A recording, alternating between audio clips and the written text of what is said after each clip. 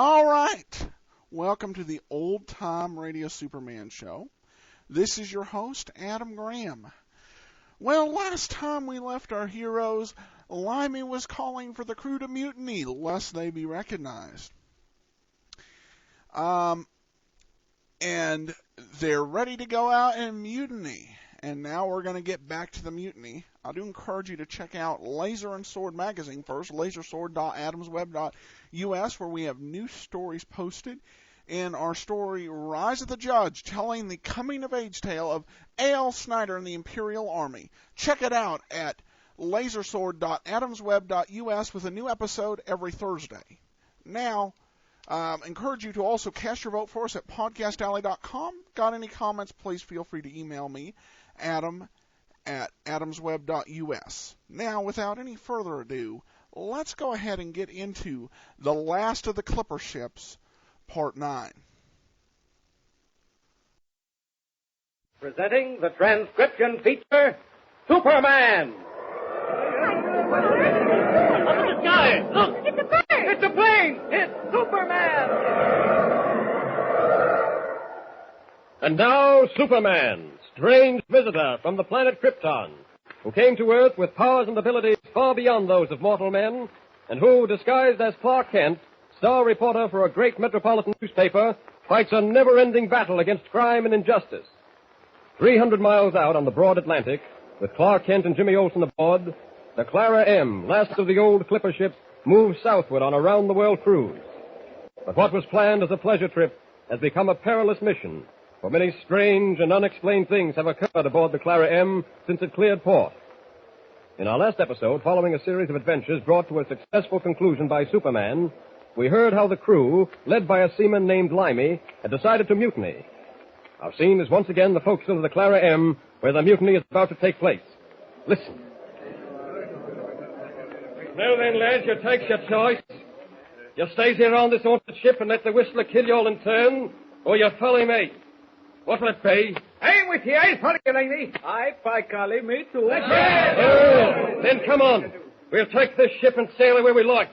Follow me, lads. Follow me. Hold on, lads. Hold on. Quiet. What's wrong, Laney? What's wrong, eh? What's wrong? There's what's wrong. Sitting on the edge of that there bunk and smoking this clay pipe. Eh?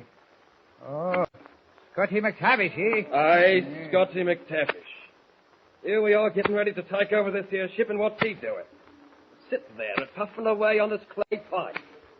What's the meaning of it, Scotty? Come on, men, speak up. I've made up my mind I'll no join with you, Lamey. Ah. And why not, I'd like to know. I have no liking for mutiny, Lamey. It's a foolhardy business. Ah. So you don't like it, eh? Well, let me tell you something, Scotty. We're all in this together, see? With the exception of myself. Mind your own, Scotty. You're off your course. 'Tis the others of you that are off your course, not Scotty McTavish.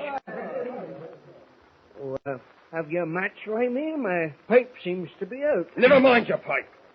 What's more important is, what are you going to do about this here mutiny? Have I no told you, Lamey? I'll no join with you. Ah, here's a match in my pocket. Now, you listen to me, McTavish. Him as don't come with us is a traitor, see? And there's only one way to take care of traitors. Put up your knife, Lamey. It doesn't frighten me at all. Lads, listen to an old seafaring man that knows what he's about. It's a risky thing, mutiny, and I've yet to see the crew that didn't wind up in irons before they were done. Very well, I am well aware of what's going on aboard the Clara M. In the dark watches of the night, we've all of us heard the whistler piping his mysterious tunes.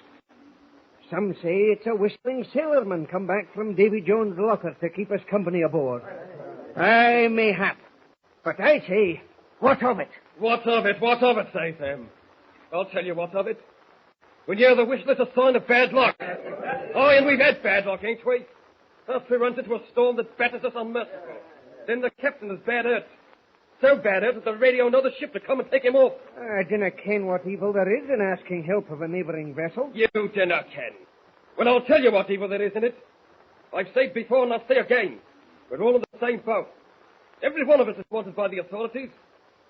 What happens when that other ship proves alongside us, eh? One of the officers is bound to recognize some of us. Aye, and when he does, what happens? Investigation, that's what. Investigation. And after that, iron for every man jack of us. And your plan is to take the Clara M before the other ship arrives. Aye, take her and sail her off to some place where we can all be safe for the rest of our days. Very well. But have none of you thought of the captain? He must have medical attention, and he'll only get it aboard that other ship, the San Jose. Now, would you deny him that? That can't be helped. It's murder you'd be about. Without proper care by a doctor, Captain Hawkins won't live to see another day. Oh, lads, you mun hearken to me. There's a surgeon aboard the San Jose, and it's our duty to see that the captain's taken aboard her. Mutiny, take this ship and sail her away, and you'll be responsible for her life. If you're caught, you'll swing for it. We can't take the chance of being recognized, Darcy. We can't afford to let that other ship come alongside. The captain's life or ours. Now, it's like I say, lads. You take your choice. What will it be? Come on, are you with me? Aye. What about you, Scotty? I haven't changed my mind, Lamey. I'll just stay here, quiet like. Oh, you'll stay. And you'll be quiet, all right. Irish, Swede, gag him in time to his bunk. Come on, lads. No need to get rough, lads. I'll no resist you. Careful of my pipe, Ken. All right, now put your arms behind your back, Scotty. Have you no thought of what Barnaby will say to this? It's his money we've all taken and him we've promised to obey, you know. Oh, easy, lads, not too tight on the ropes.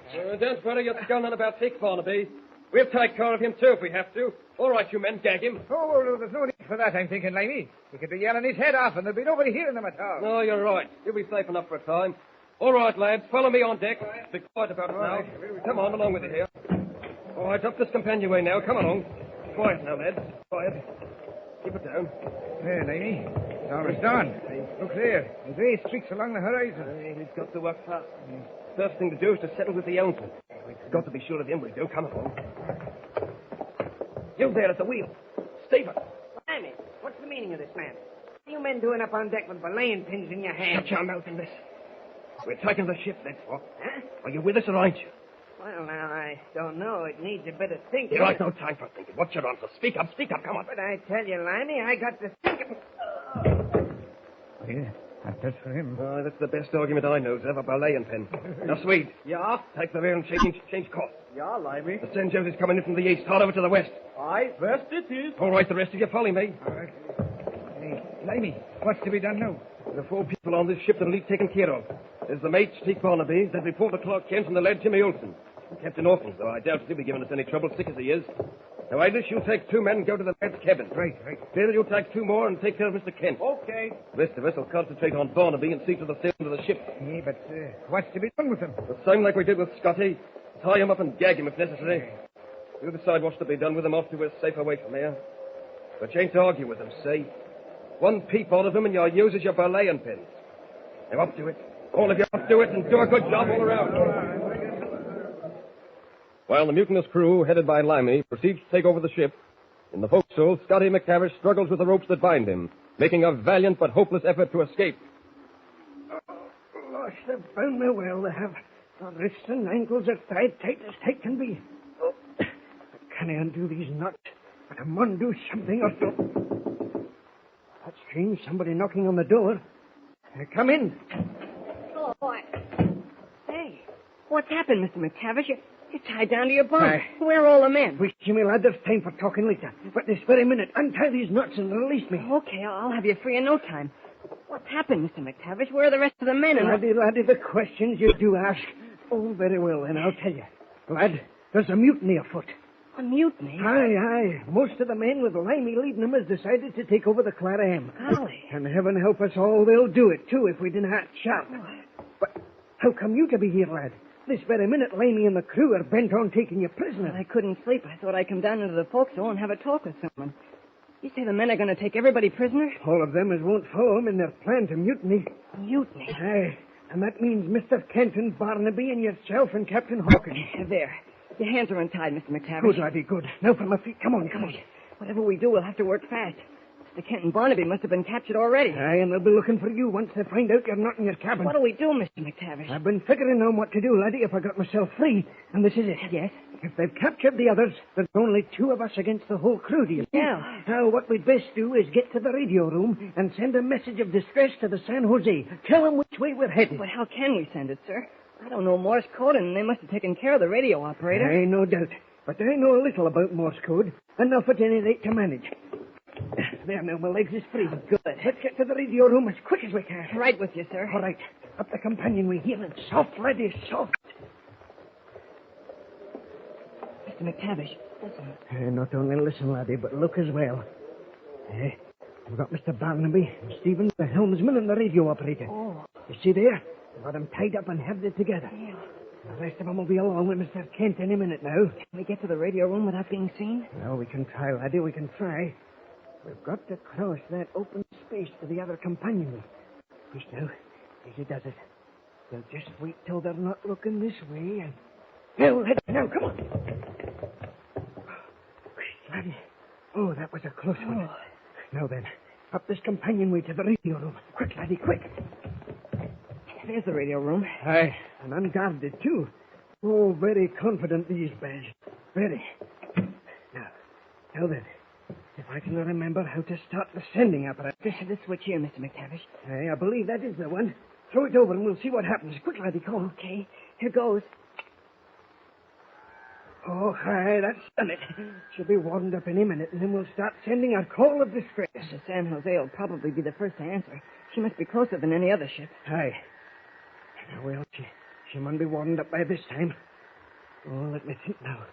The call of distress. I must try to get it straight in my head, oh. You've got to, Mr. McTavish. Wait. Now, if these old fingers of mine can still remember how to send it. You're doing it, Mr. McTavish. You're doing it fine. Aye, laddie, I am. Limey. I'm a gun, McTavish, and I know how to use it. Oh? Take your hand off that radio key. Take it off, I say, so you're a dead man. Limey means what he says.